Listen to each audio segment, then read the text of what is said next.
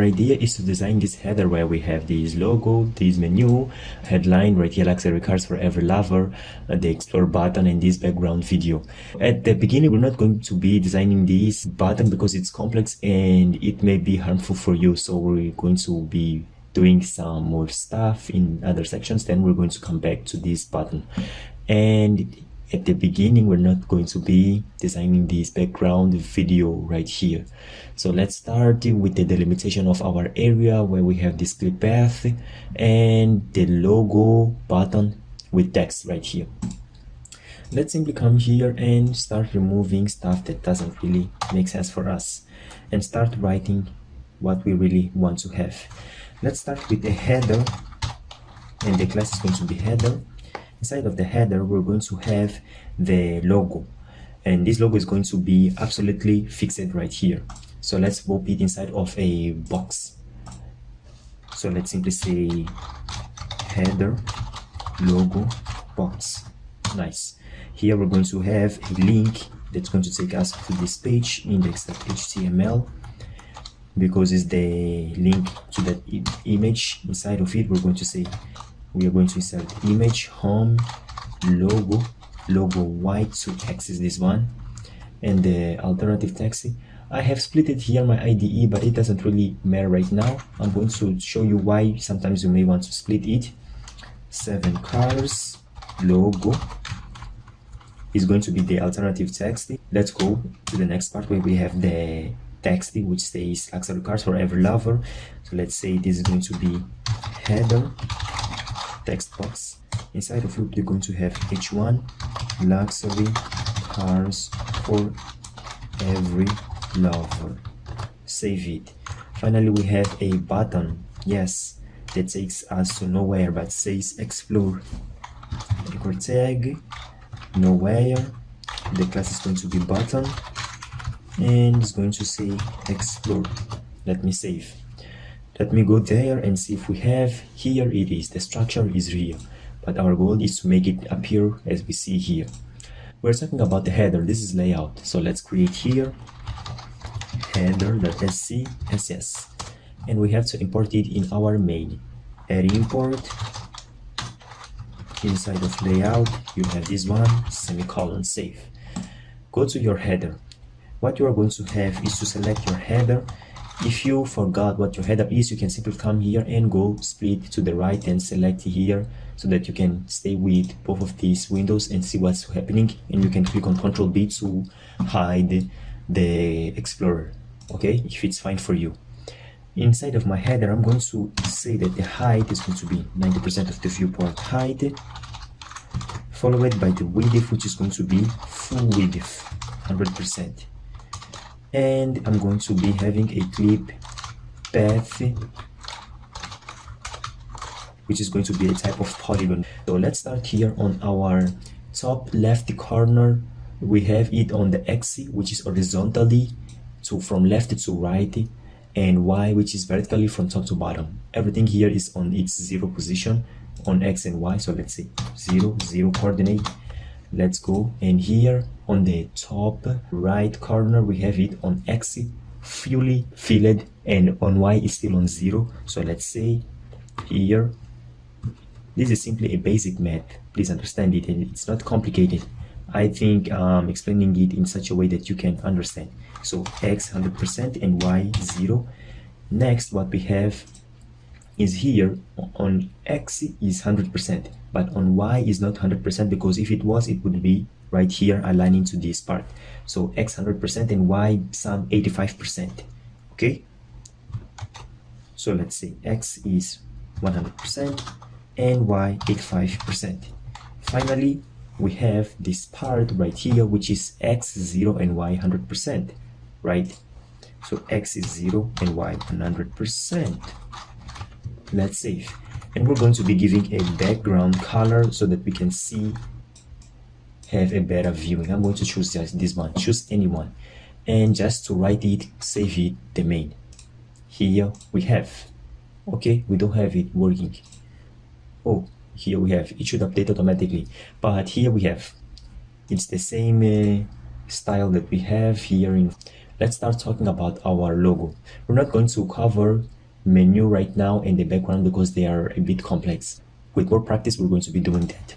Our logo is a component and we're going to be reusing it in other page. So let's come here to our structure in component, and I can simply create a new component, name it header logo CSS. Go to my import in my main and take it. Here in my header logo, I'm going to put to the right so that you can see the structure of your HTML. I have to select my header logo, give it absolute position so that it stays right here, fixed as this one, adjust its width and height, and the space from left and from the top. That's all I have to do. For that, I'm going to simply click here, select my header logo box. This logo box is going to have an absolute position. If the logo box has an absolute position, parent must have a relative position. So I have to come here to the header and say your position is relative. Otherwise, it won't work how it should. Next, I'm going to say that I want it to be from top 4% and from left 2%. Yes, this is the space that I want to give. Inside of it, I have to format the image, and the image has the class. What is the class of this image? I didn't specify the class for that image. Okay, so I must specify. This is going to be logo image. Let me save. So I'm going to have logo image, and this is going to be, I'm going to simply start with a height of 50 pixels, which is equal to 5 rem, because 5 rem is 5 times 10, which is equal to 50 pixels. Save the main one, and here I have. Okay, it seems like this one is bigger. We can simply click Ctrl-Shift-I and start making some inspection right here. Let's click here. I have the height, which is 5 rem. I can increase. Okay, let's see if it's going to be the same. Let me just make some changes here. Okay, it's not the same. Let me bring it to the bottom. Here is where you can play around and see what best fits. Then you simply go and put right there. Put it to 7. Let me bring it to the bottom where I have clicked. I want to bring it to the bottom. Here I have. Okay, it seems like 7 rem is cool.